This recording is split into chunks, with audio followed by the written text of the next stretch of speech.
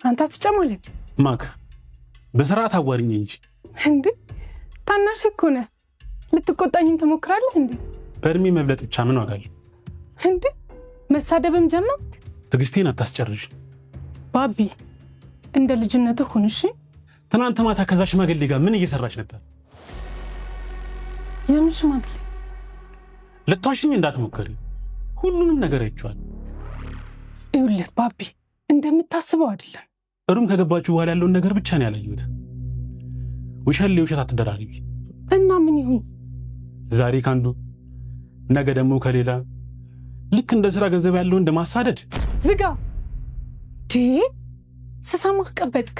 ይኸውልህ ባቢ ሴትነቴንና እድሜን እኮ በአግባቡ መጠቀም አለብኝ ጊዜው ለፈጠነና ለደፈረ ብቻ እና ገላሽን በመሸጥ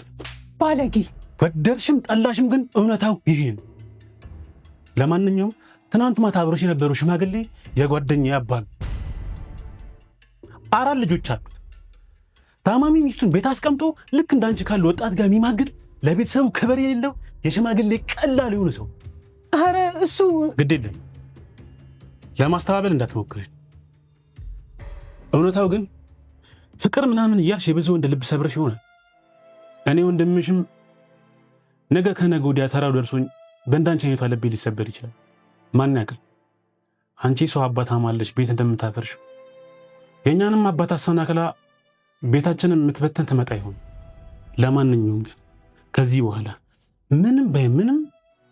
ምንም አልልሽ ሰው የዘራውን ስለሆነ የሚያጭደው አንቀቀበል ለራስሽ